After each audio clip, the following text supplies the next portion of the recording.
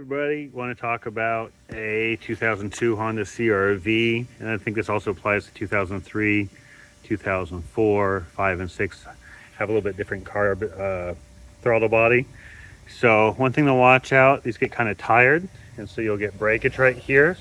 So air entering in from your air box here to your throttle body. This connects like that.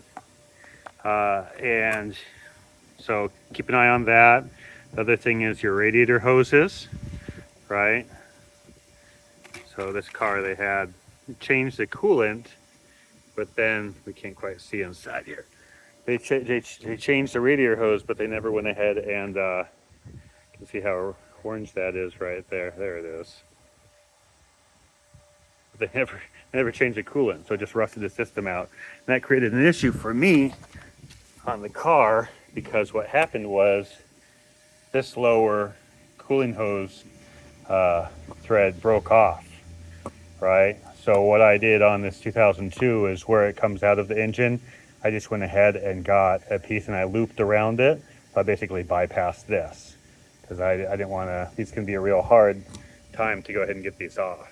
What you have to do is basically get one of those hammer screw things where you know, hit it with a hammer and it unscrews it out, right? So just be careful with those, because these are, I've seen these get real stripped, right? So, you know, another issue people have is a dirty throttle. So when you're looking at the dirty throttle, getting in the light, clean that sucker up, and then you can do the throttle relearn, or you can just give it time and it's going to reteach itself. Big thing that I like to do is, you see that little hole down there, fill that sucker full of carb cleaner.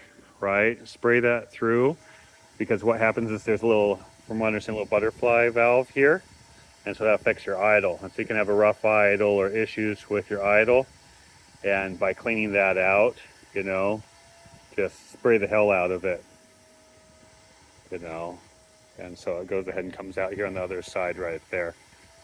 So some ideas. What else? Your knock sensor, sometimes this will be a clear code, sometimes not. This will affect your fuel economy, so definitely go ahead and get that replaced. And then your VTEC screen, that's on the front passenger side of the engine, in front of the tensioner, behind the power steering pump. And this car is obviously not very well taken care of, because I have a 2003 and it came out perfectly clean. So, you know, but basically what happens is this is going to be your primary problem where you have a leak, and so this gets all thin and hard, and so you have oil going down, and it's from there it's going to get on top of your alternator, as well as when your power steering pump. So definitely get those things fixed. The reason being is that oil on your alternator will go ahead and destroy it relatively quickly or prematurely.